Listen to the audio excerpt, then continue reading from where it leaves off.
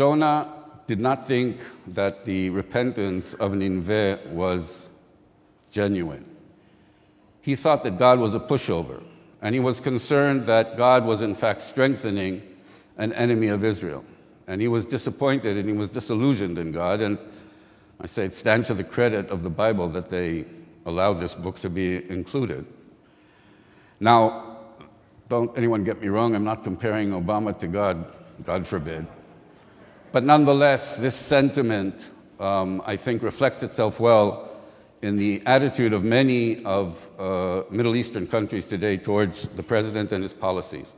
They're disappointed, they are disillusioned, they think he is naive, and many of them are sure that even though the fire and brimstone option is on the table, it's never going to get off of there.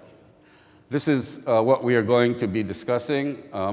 It's a very topical issue. I don't know if you saw the editorial yesterday in the New York Times, which spoke exactly on this issue and said that even though the New York Times agrees with Obama's policy in the area generally, and even though it ascribes the complaints to what it called the case of nerves, it still called on the administration to reassure three countries mainly, which are Turkey, Saudi Arabia, and Israel, and to re-strengthen their belief in the American policies in the region.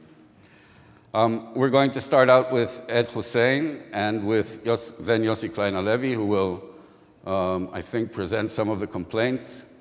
And then we'll have the Honorable Jane Harman to respond and to explain the U.S. policy in the area. Chemi, Mr. Husain.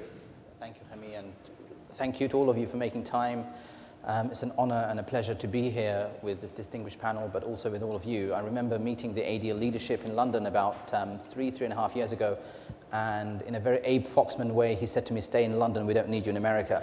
And I'm delighted 3 years on to be able to be of some service to the ADL, if not anyone beyond this room. But that said, I spent much of last year, over the last sort of 12, 16 months, traveling around the Middle East. And for my sins, over just that period of time, I've been to Tunisia, to Morocco, to Israel, Jerusalem, Ramallah, Turkey, Saudi Arabia, Bahrain.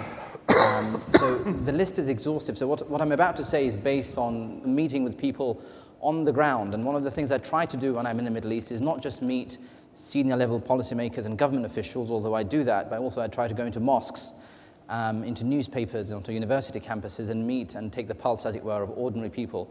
So in that spirit, I want to just highlight 3 countries very briefly, because I've got about 4 to 5 minutes. 4 to 5 minutes, not 45 minutes. And that is, those 3 countries are Tunisia, Egypt, and Saudi Arabia. Tunisia, for obvious reasons, the pioneer of the Arab Spring. But what was fascinating when I was visiting Tunisia last year with my colleague Isabel Coleman was several things. One, the rise of Salafi, i.e. literalist Muslim extremists in a country that was traditionally very secular, seeing them at mosques, hearing their complaints against the rise of democratic politics. Democracy was interpreted as Salafis in mosques to be anti-Islamic, anti-Muslim, and should be something rejected. This is the outcome of a secular democratic revolution, as it were, where new people on the scene, young people, were citing clerics in the prisons of Jordan and in London and Saudi Arabia, rather than looking to Rashid Ghannouchi, the leader of the Tunisian Ennahda party. I'm sort of looking forward to questions on that, but what I want to highlight to you is when I met with government officials and the Tunisian Ennahda party leadership, what they repeatedly said when we asked, what do you think the US could do, was the US should be investing more, the US should be giving us more aid, the US should be building a free trade agreement, the US should be sending us more tourists, helping us advertise our resorts and coastal arrangements in the US newspapers in a way that hasn't been done. When I accompanied Rashid Ghannouchi, who's the leader of the Islamist movement there, the largest political party in Tunisia, to the Wall Street Journal about 4 months ago, what was interesting was he was making repeated pitches for greater trade, greater investment, and the Wall Street Journal's editorial board was repeatedly asking him about terrorism and Salafi extremism. So there's this mismatch between what they want, i.e. Tunisians, both the leadership and people in government, and what the US perception of what Tunisia may or may not need or can or cannot offer based on what the Wall Street Journal was probing them on. So that's Tunisia. I think on balance, thus far, with all of its difficulties, is on balance an encouraging story. Fast forward then to Saudi Arabia. I was there with Richard Haas, the president of the Council on Foreign Relations, and one of the things you get with Richard when you travel is really good access. And we had meetings with people at the very highest levels of the Saudi government, high-ranking princes whose names shall go unnamed, and not just them, but people in mosques, on university campuses, in newspaper boardrooms and elsewhere were mentioning several things. And for them, one, they were grateful for the relationship they have with the US, very, very positive pro-American sentiment across Saudi/Bahraini society and government leadership, but they had several complaints. And these complaints will be familiar to some of you, and they were that the US was not doing enough on containing Iran, that Iran should have been bombed yesterday. This was a year ago, and yet there was that sentiment that, for me, this was the first time I visited Saudi Arabia in about 6 years.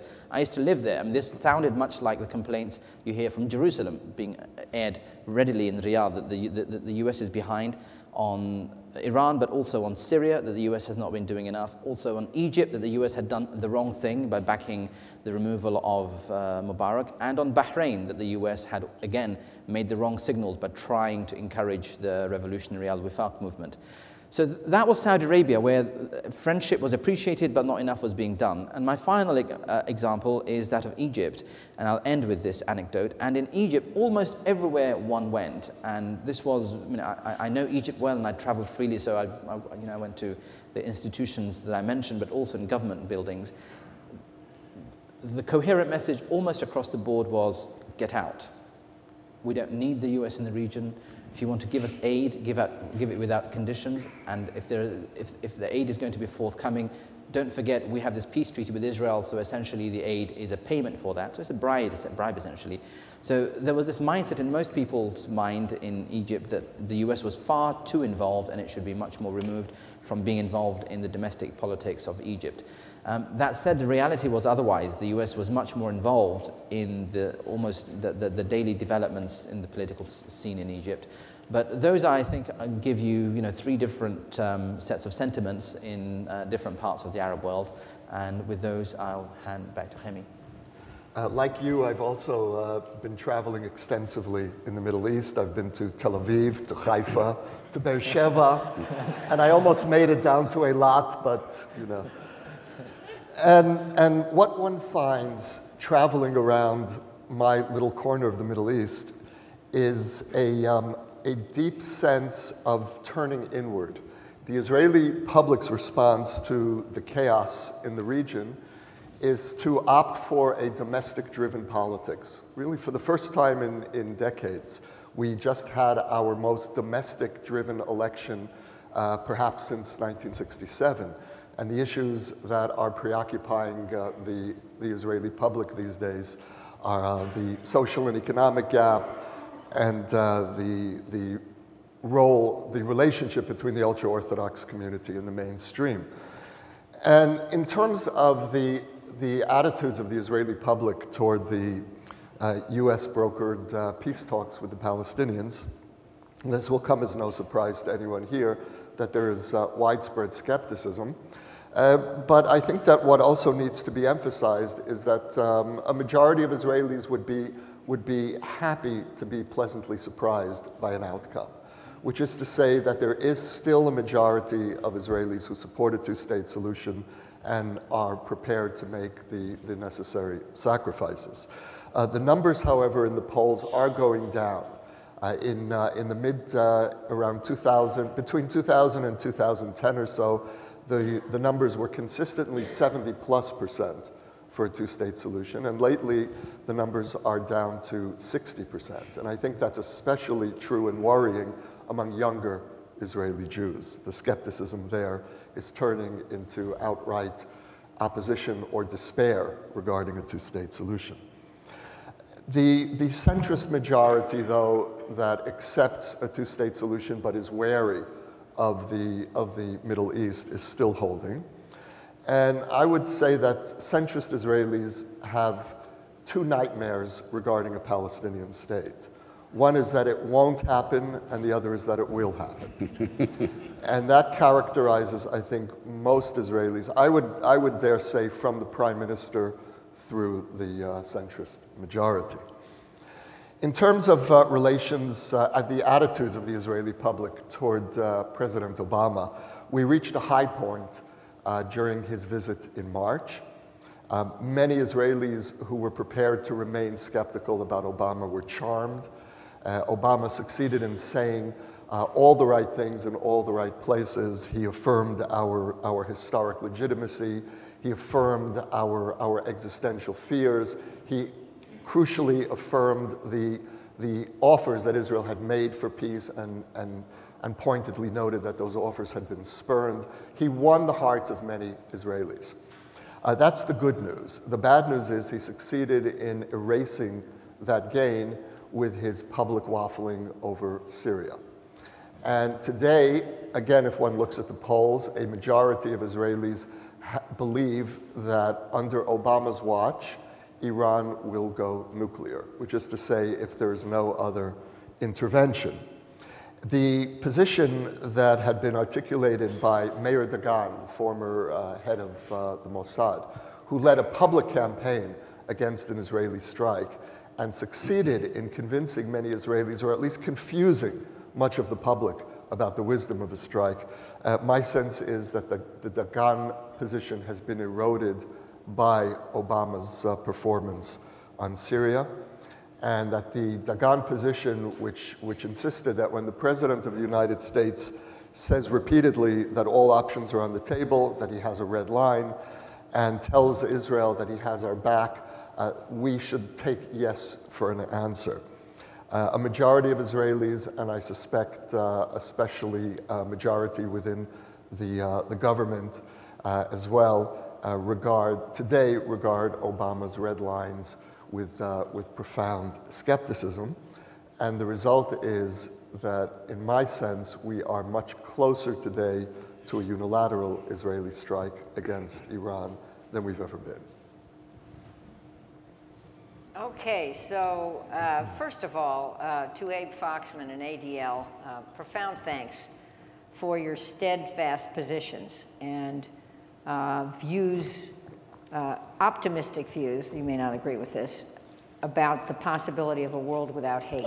I think we need to hear that. We may never achieve it, but it is still something we need to hear, and I thank you for that. Second of all, my admiration for my colleagues on this panel, whom I've worked with before and whose views are very important, and I respect your views. Third of all, as a mother of 4, I know that perfection is not an option, or I knew that until I had 4 grandchildren, and now I think perfection is an option. But these issues are tough, and finding a way forward is hard, and it won't be perfect. That is what I believe. So my remarks should be in that context. I, too, have made numerous trips to the region. I made 25 as a member of Congress. I was in Congress, as you heard, for 17 years. That's 119 dog years. I left in 2011 to succeed Lee Hamilton as the head of the Wilson Center, which is nonpartisan, focuses on framing issues based on scholarship, and then trying to come up with policy options. We have a very well-known Middle East program, and it is a pleasure to work with people who are looking at what are some of the best policy options rather than how do we blame the other side for not solving the problem. And I think that is a lot more constructive, and so I'm very happy where I am, although I'm not sure I have yet found the best policy options for the problems we've talked about.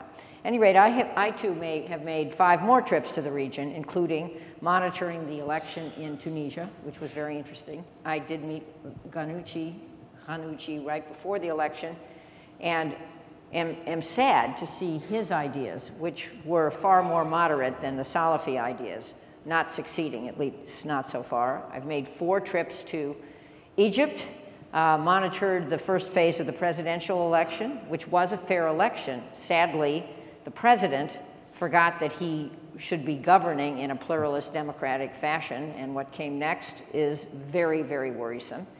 But I have also been in other parts, in Doha, where I was at a conference and got the full force of Saudi disillusionment with the US. And there is a lot of anger building up in parts of the Middle East. So what do I think? I am supposed to defend the administration. I'm okay with that. I personally would nominate John Kerry for sainthood, which is tricky since he's partly Jewish. But I think his efforts to try to find a way forward in Syria, Iran, and the peace process and elsewhere are magnificent. However, just let's start with the peace process. The parties have to want peace more than John Kerry does. And that's a problem. And there are issues, there is baggage. It kind of reminds me of Congress trying to deal with the budget. There's enormous baggage, but maybe, just maybe, for a number of reasons, both sides will view the future as more important than the past. And I think there are some glimmers of hope. I am not naive about this. I think there are all kinds of reasons why there won't be final agreement. However, for all the reasons that everyone here understands, Israel's future as a pluralist democracy and Palestine's future as anything are at risk. And I think that Yossi is right, that there's some backsliding among the population. However, I know that there have been recent Track 2 negotiations, and there is a group of people I respect greatly in both countries who really, really, no kidding, want this to work out. So I have some reason to think that maybe after enormous care by John Kerry and meetings with both parties over and over and over again, this time we'll get some traction. And that's the peace process. Iran is very tough. As someone said, a good deal with no bomb is better than a bomb with no deal. And I do worry about US resolve, not because I think President Obama is backsliding, but because there is enormous fatigue, war fatigue in our country. And everyone saw up close and personal Congress's reaction to authorizing the use of force in Syria. Reaction was, can't we put this off? I just wonder whether Congress confronting a war resolution on Iran is ready to do what might be necessary to do. I am one who believes military force has to be on the table. I do believe we have to stop Iran's nuclear program. But on the other hand, I want us to fully exhaust all other options. And at least to me, and I don't want to be naive, there is an opening now caused by the effect of the international sanctions that we should try to take advantage of. If there can be a good deal, that is far better than no deal. And so I'm for continuing to pursue Iran, and I think the administration's right to do it.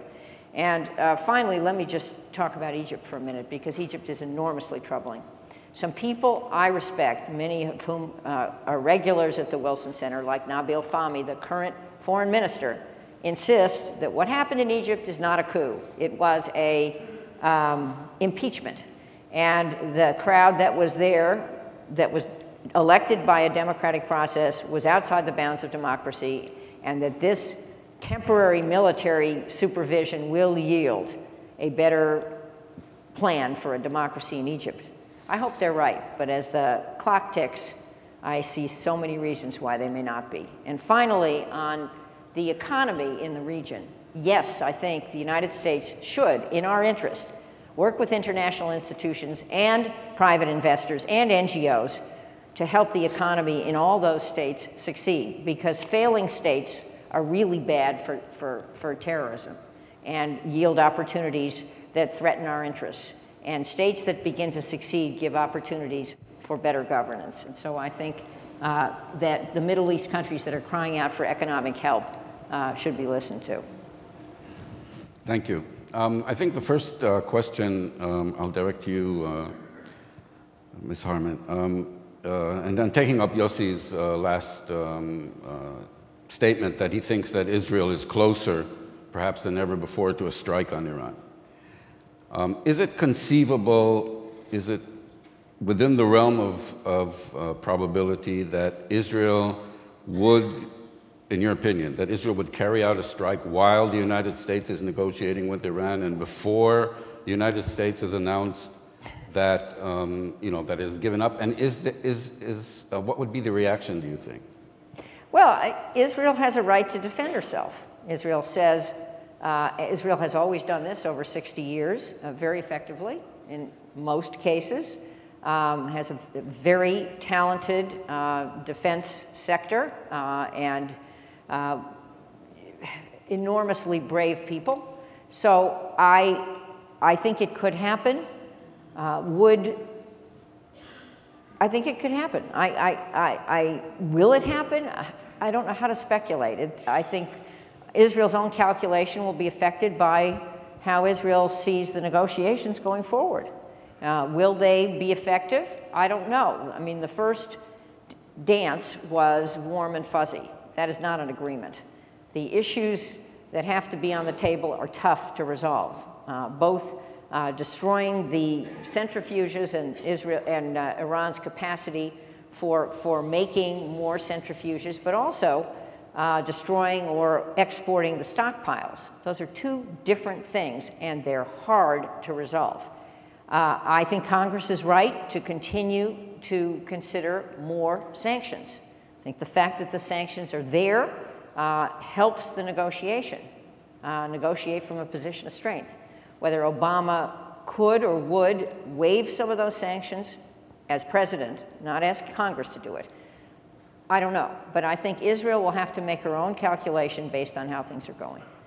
Ed, if I could ask you about, there's this odd couple now in the Middle East, Israel and Saudi Arabia, which seem to be saying the same lines, and even if we, judging by news reports, increasing their coordination and cooperation in all sorts of clandestine ways. One, is this something that you think people in Saudi Arabia are aware of? Two, has it changed in any way Saudi Arabia's statements on Israel? And three, how far do you think this can go? I mean, is this like some new Middle East axis? Three great questions.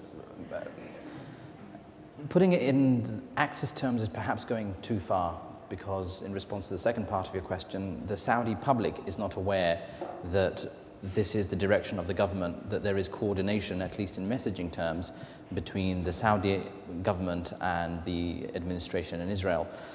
But that said, Saudi Arabia is removed from the Arab-Israeli conflict. Unlike Syria or Lebanon or Egypt, it doesn't have border tensions.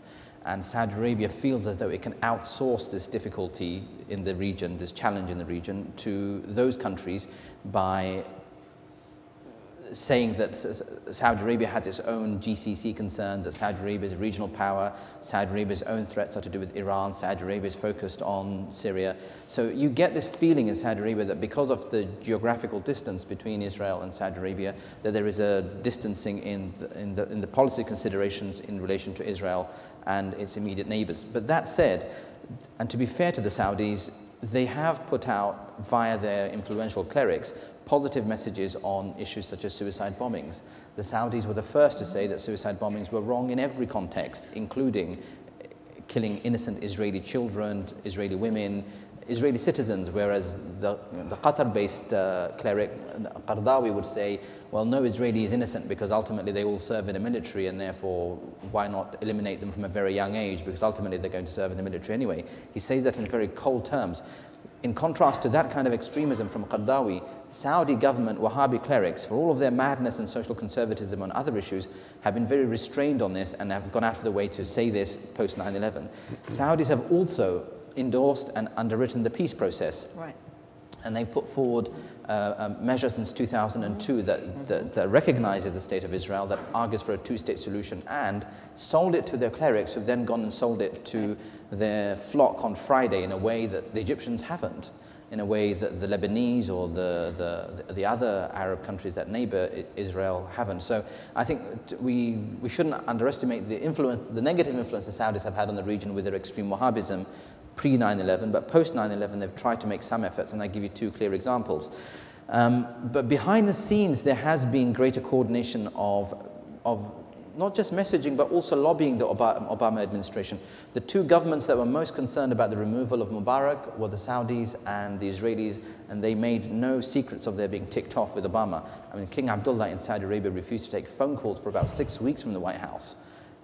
It was one of those sort of grand Saudi sulks against the Americans for throwing their man Mubarak under the bus. Similarly, on Syria, there's been greater coordination of messaging, and thirdly, of course, on the question of Iran.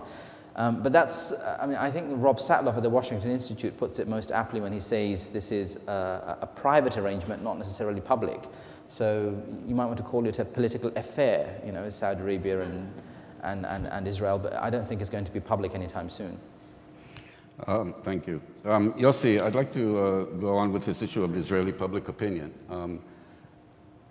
And you write about this in your book as well. Do you feel that if there is no, can I assume from what you said that if things continue, there is no two-state solution, and the current trends continue, then we are not that far away from a tipping point in which the people who are opposed to a two-state solution, and in a lot of cases, these are the same people who are not that enthusiastic about the democratic and pluralist character of Israel, that these people will ultimately,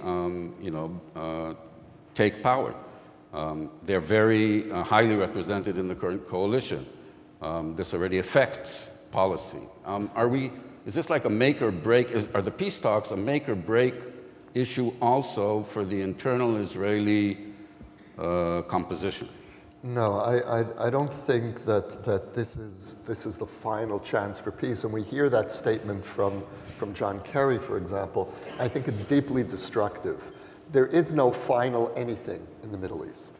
And we need to keep open all of our possibilities. No one could have imagined in 1973 or 1974 that Anwar Sadat would get off a plane in Tel Aviv, and that standing on the tarmac to welcome him would be Menachem Begin.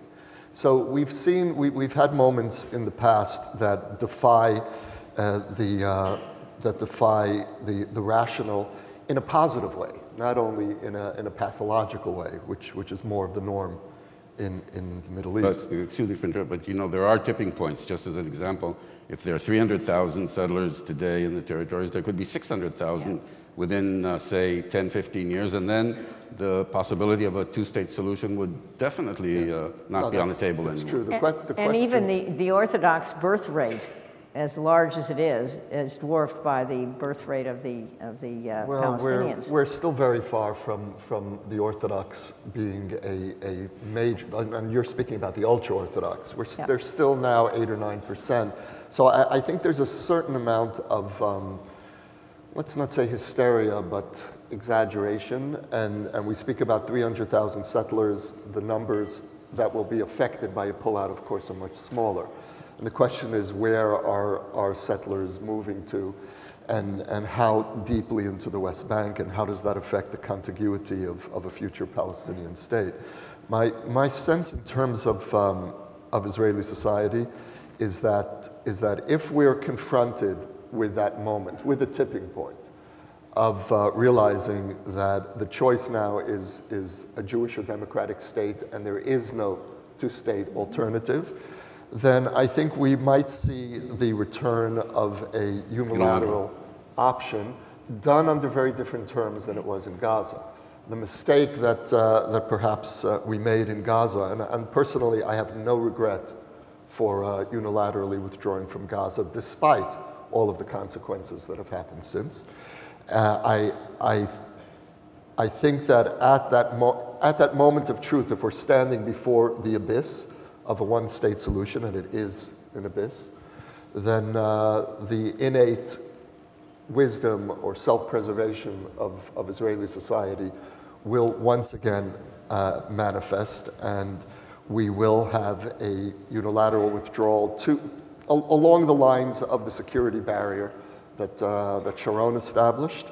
And that would mean that Jerusalem remains under Israeli control, Greater Jerusalem, indefinitely. And I think that as a long-term option, I think that's more likely than not. And we pull out of the settlements that are on the other side of the border. And that is no easy thing. And this is really what you're speaking about, Chemi, because under the best of circumstances, we will confront some form of civil war with removing the most ideologically entrenched settlements that are deeper within the West Bank. I think that a majority of the Israeli public is still prepared for that kind of last-minute salvaging operation for Israel as a Jewish and democratic state. I have one more question for Ms. Harman, which is, it's not even connected to what we're talking about, but as a journalist I must, and that is the NSA. And specifically the revelation about the NSA supposedly eavesdropping or wiretapping foreign leaders and foreign governments and so on. Do you think that the protests are a bit, I'll give you my opinion, they're a bit exaggerated. I mean, one assumes that if the President of the United States has the ability to listen on foreign leaders, he would do so in the interest of furthering American national interests. On the other hand, there are people who say that this is not something that's done between friends. You know a lot about this, so I was wondering what your opinion is. Well, we're in New York where 180 nationalities coexist, and lots of them are trying to find out a lot about others of them. So this is Spy Central here, or one of the Spy Central locations in the world. Spying has been going on among governments, between governments forever. And there is a little bit of this Casablanca phrase, I'm shocked that gambling's going on here. That's sort of one piece. Second piece is that after 9/11, and I was part of this because I was the senior Democrat on the House Intelligence Committee, our government stepped up a program of surveillance, international surveillance, focused on foreign terrorists who were trying to harm us. And since the 70s, we'd had something called the Foreign Intelligence Surveillance Act, but the effort after 9/11, I'm simplifying a lot, was to amend that act to modernize it and to set up a system with strict safeguards that would identify foreign terrorists and then track their connections either through cell conversations or email to others, including Americans. And at any rate, the safeguards have worked pretty well, and plots have been thwarted through this elaborate system. So now comes Edward Snowden, who has stolen my view, and I think no one would dispute that. Whether you view him as a traitor or a whistleblower is debatable. I think he should be tried in the United States of what he has been indicted for, and we'll see what the courts think about this guy. But at any rate, Snowden's taken bushel loads of documents. I'm aware in a classified setting of how much he's taken, but it's huge. And his dribbling out of this stuff is being, it seems to me, one, manipulated by foreign governments, which I believe have exploited what he has, and number two, misunderstood in some part by the press, which conflates everything with everything else, and it looks like this giant dragnet with our government listening to absolutely everybody. there is no giant dragnet. Yes, there is a lot of metadata, some of it collected by the United States, a lot of it collected by other governments, for example, France, and shared with the United States. But no one is listening to all this stuff that's in this haystack. What people are doing, and I support this absolutely, is looking for needles in this haystack under strict safeguards. So coming back to the cell phone, Cellgate, or as they call it in Germany, Handygate. A cell phone is a handy. I was just there Monday night and got an earful from Germans about how furious they are. I think as more is learned, we will learn that, hopefully, I don't know exactly what we will learn, but we will learn that some governments, doing this to some governments has been off limits for a long time. We don't do this with Britain and Australia and Canada and New Zealand. Germans thought there was an implicit understanding that we don't do this to them. I think that needs to be explained better. I don't know what we have been doing to them by our government to the German government, and I see some reasons why we should be very careful there, because I think Germany is an extremely close and important ally of ours with respect to all the issues we've just been talking about, I think we should measure that, calibrate that. But finally, in netting all of this out, I think that there is enormous misunderstanding about a program that has basically good intentions. And the goal now is for the United States, in my view, to get ahead of what's coming next, put it all in a context, and explain this so that people have a higher comfort level that we actually can protect security and personal privacy at the same time. Thank you.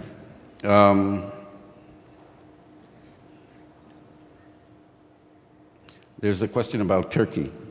Ed, perhaps. Can you discuss what the situation is with Turkey? Are they going to get more involved or less involved in what's going on? And what is the state of U.S.-Turkey relations? And you have about a minute and a half to do all of that. Less involved or more involved in relation to the first part of the question? Syria, the region. Yeah, I mean, it's interesting with the Turks because, you know, what's worked in Turkey is the AKP's model of capitalism, free market economics on the one hand, and yet their version of political Islam, which is diluted to the extent that women who are considered to be Islamists in Turkey more or less look like most women in this room. So this is not the kind of difficulty that the Egyptians have had about issues such as gender relations. But I should say at the outset, I'm a fan of most things in Turkey. And I know that leads me to hot water on questions of Armenian and Kurdish rights, but on the big question of setting a tone and tenor of Islam that works in the public space, that the Tunisians can look to, that the Egyptians can look to, the Turks have been successful. And to Erdogan's credit, yes, he's been problematic on several questions of press freedom, but to his credit, he was the one who went to the Muslim Brotherhood and to Salafis as early as 2011. And in the Cairo Opera House in public said, secularism works in Turkey because it allows for minorities and observant Muslims to operate in the public space without the state coming down on us. Similarly, secularism and democracy must work in Egypt for the Muslim Brotherhood, for Salafis, for Copts and others.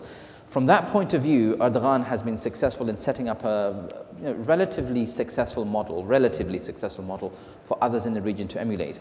Unlike other countries, he and his government have been outward-facing and have tried to come to Egypt's aid, perhaps too much in ideological terms, wanting the Muslim Brotherhood to succeed over others. But to their credit, they've tried to be more involved with the Arab-Israeli peace process. They've tried to be more involved on the question of Egypt and democracy there, on the question of Tunisia. So they've tried, but I think their failure has been to do with the fact that they're still limited linguistically. They still bring a lot of baggage to the table because of their own history. While the Turks and the Saudis might form what could be called a Sunni axis, they don't trust one another. You go and speak to most Saudis and they have deep distrust about Turkey's intentions in the region. So to close this answer then, if you listen to Erdogan's speeches, if you read his op-ed pieces, if you follow him on Twitter, he is constantly going on and on about the need for greater regional integration, both economic and political. But the track record of his government rhetorically has been in that direction, but economically the results are yet to be seen because he is ideologically biased to seeing more Sunni involvement. The question of Turkey is complicated. Turkey has its fingers in many pies. There's the question of Turkey and Kurdistan, Turkey and Iraq, the question of Turkey and Syria, of course, Turkey's better relations, increasingly better relations with Israel, Turkey and its relations with Qatar and the other Gulf countries. It's a complicated country, but on balance, it's trying to move more towards the East, i.e. the Middle East, and away from Europe. And time will tell where it ends up after the forthcoming elections. Yossi, a short question. Someone in the audience sort of doubts whether there is indeed a centrist coalition in Israel for a two-state solution, because unlike the polls, the coalition itself includes, and especially the ruling party, includes a majority of people who are opposed to a two-state solution, both from Avigdor Lieberman's Abait HaYehudi and inside the Likud itself. Well, the truth is that Netanyahu wanted to keep out Abait HaYehudi from the coalition, Naftali Bennett's pro-settler party. He wanted to bring in the ultra-Orthodox, who could always be bought off for whatever territorial policy is on the table. And a coalition, for the first time in nearly 40 years, emerged within the government to keep the ultra-Orthodox out. And so there was a trade-off here, a very difficult trade-off, but I think most of the Israeli public supported this trade-off, and that is that there was a historic opportunity to roll back ultra-Orthodox power because of the internal coalition between Yair Lapid's party, Yesh Atid, and the Jewish Home Party, Abait HaYehudi of Bennett. And the trade-off there was more settlement building, which is exactly what Netanyahu hoped to avoid. Now, Netanyahu has a problem within the Likud. There is especially among the younger Likud Knesset members, a return to the good old ideology of revisionist Zionism, and which is maximalist territorialism.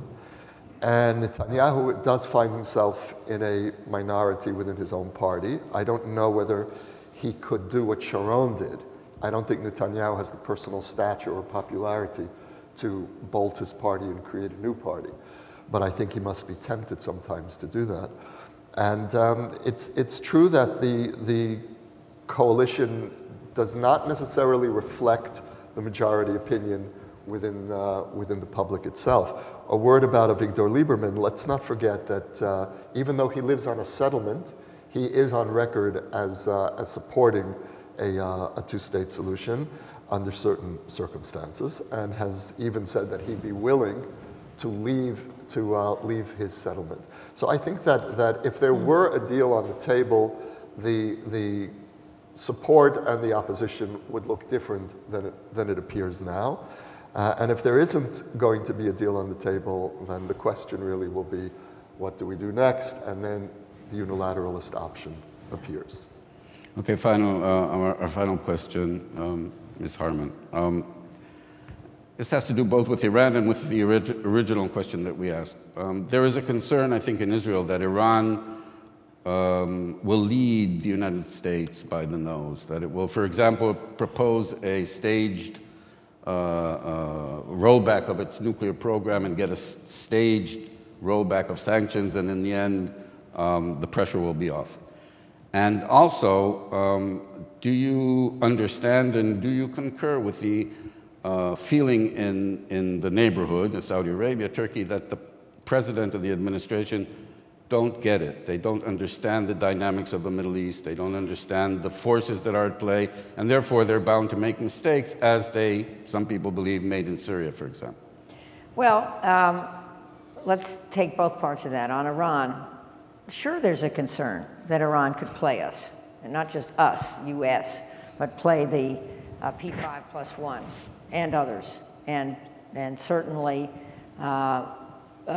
no one is arguing, certainly I wouldn't, that Iran poses an existential threat to Israel, and Israel is right to view Iran that way.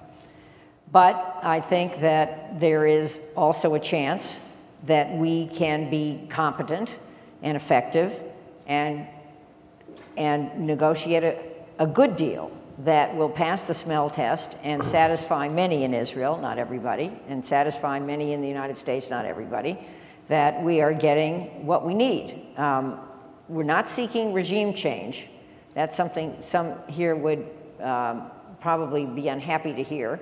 But I'm okay with keeping a regime that changes this policy and making sure that the policy change is enforced through inspections, the dismantling of a bunch of stuff and the export of a bunch of other stuff, so that we absolutely know Iran is not in the nuclear bomb business.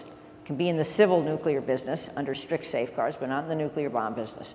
So is it going to work? I don't know, but I'm saying I think it is worth a shot, and I think that some people who are pretty clear-eyed are working on this, and not just from the United States. And I hope it works. I don't know if it'll work. On the other question was on naivete. Naivete and President Obama's competence. I have watched the Middle East pretty carefully over many years. Everybody here has. We have different vantage points. I don't know anyone who fully understands the Middle East or fully understands the new Middle East.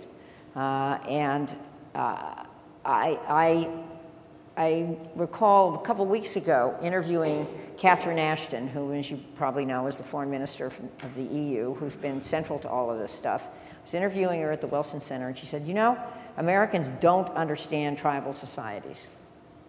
I think that's probably right. And there is a huge amount of tribalism in many of these countries, not all of them, that is not comfortable working under any kind of centralized government. And the centralized governments that have succeeded have been governments by strong men.